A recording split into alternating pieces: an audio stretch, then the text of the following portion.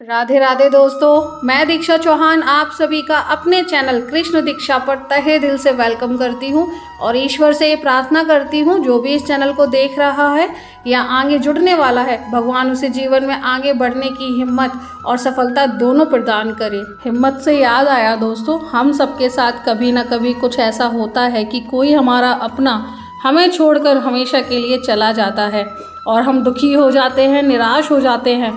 भगवान न करे कभी किसी को इस दर्द से गुजरना पड़े, किंतु मृत्यु ही इस दुनिया का अंतिम सच है। हम इस दुनिया में सबसे भाग सकते हैं, मृत्यु से नहीं। दोस्तों, किसी को कब कैसे मरना है ये हम तय नहीं कर सकते, लेकिन किसे कैसे जीना है ये हम सब तय कर सकते हैं। कहते हैं गरुड़ पुराण के अनुसार व्यक्ति के अच्छे या बुरे कर्मों के आधार पर ही उसका अगला जन्म निर्धारित किया जाता है। मृत्यु को लेकर गीता में भी भगवान श्री कृष्ण कहते हैं कि जन्म और मृत्यु जीवन का एक ऐसा चक्र है जिससे हर किसी को गुजरना पड़ता है। इसलिए संसार में जिसने जन्म लिया है उसकी मृत्यु भी निश्चित है। जी नहीं, मृत्यु का समय नहीं टल सकता है, मृत्यु अटल है। जो भी इस धरती पर जन्म लेता है उसकी मृत्यु भी निश्चित है। इंसान की मृत्यु को टालना किसी के लिए भी संभव नहीं है। शास्त्रों में बताया गया है कि मृत्यु के बाद यमदूत आत्मा को तुरंत अपने साथ यमलोक ले जाते हैं, जहां उसके कर्मों का हिसाब किया जाता है और फिर 24 घंटे बाद आत्मा फिर से अपने घर लौट आती है। इसके पीछे वजह उसका अपने परिवार के प्रति मोह होता है। यहाँ आत्मा अपने परिजनों के बीच भटकती रहती है, उन्हें पुकारती रहती है, देख सकती है, यहाँ तक कि हमें सुन भी सकती है, परंतु हम नहीं देख पाते हैं। इस वीडियो के अंत तक आपको पता लगेगा कि किस तरह हमारा भाग्य हर जगह हमारा पीछा करता है। अगर आज आपने ये वीडियो नहीं देखा तो जीवन के बहुत बड़े रहस्य को जानने से वंचित रह जाएंगे। यदि आप इस चैनल पर नए हैं और पहली बार इस चैनल पर आए हैं तो इस चैनल को सब्सक्राइब कर लीजिए ताकि आपको आने वाली सच्ची कहानियों के बारे में जानकारी मिलती रहेगी।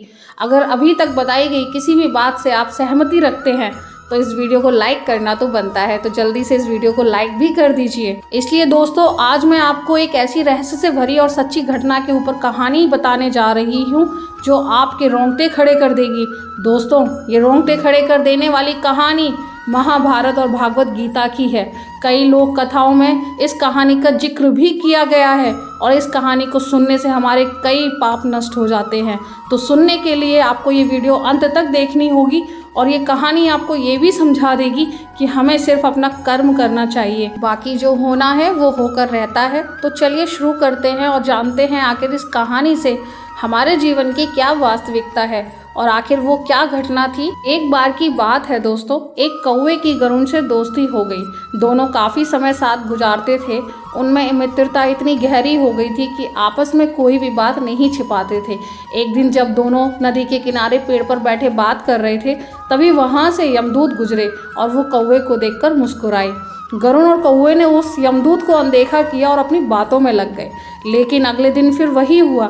दोनों जब बात कर रहे थे तभी वो यमदूत फिर उधर से गुजरे और फिर कौवे को देखकर मुस्कुराए।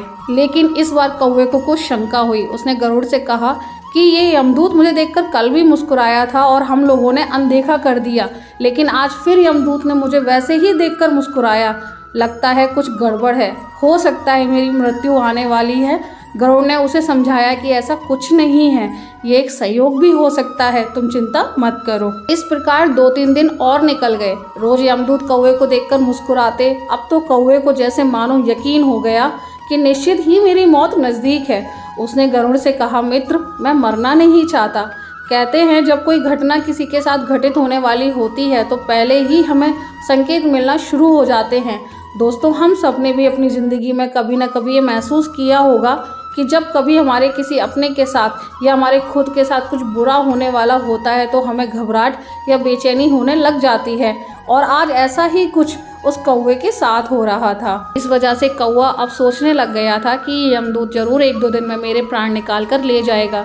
ये रोज ही मुझे देखकर मुस्कुराता है। गरुड़ को भी लगा कि हो सकता है कौवे का शक सही हो। उसने कौवे का धैर्य बनाते हुए कौवे से कहा, तुम चिंता मत करो मित्र, मैं तुम्हें यहाँ से इतनी दूर ले जाऊँगा कि यमदूत तुम्हें दिखाई ही नहीं देगा। गरुड़ ने कौवे को अपनी पीठ पर बैठाया और उस जंगल से हजारों किलोमीटर दूर कैलाश पर्वत पर ले गया। अब दोनों कैलाश पर्वत पर पहुंचकर निश्चिंत हो गए थे और उनका डर भी खत्म हो गया था। कि कोई उन्हें यहाँ परेशान नहीं कर सकता। लेकिन वे जैसे ही कैलाश पर्वत पर पहुंचकर एक गुफा तक पहुंचते हैं, वहाँ वो यमदूत पहले से ही मौजूद था। उसने कौवे को देखते ही उस पर पाश फेंककर उसके प्राण निकाल लिए।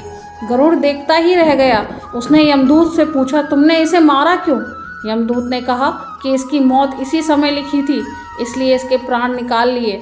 गरुड़ ने फिर पूछा, तो फिर तुम इसे देखकर उस जंगल में मुस्कुराते क्यों थे? इसे मारना ही था तो वहीं मार देते। अब सुनिए दोस्तों और गौर कीजिए यमदूत ने क्या जवाब दिया।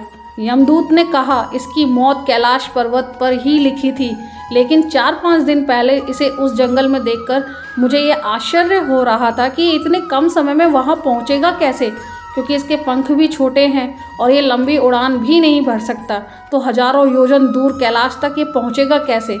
यही सोचकर मैं रोज़ मुस्कुराकर गुजर जाया करता था, लेकिन भाग्य देखो, तुम इसके परम मित्र ही इसे यहाँ तक इतने कम समय में ले आए। इस तरह उस कौवे की मृत्यु निश्चित थी और गरुड़ का उसका मित्र बनकर उसे वहाँ तक ले जाना भी निश्चित था। तो दोस्तों, इस कहानी से क्या सीख मिली? इस कहानी से हमें ये सीख मिलती है, जीवन और मृत्यु भाग्य की ही बात है, इससे कहीं भी छिपा या बचा नहीं जा सकता।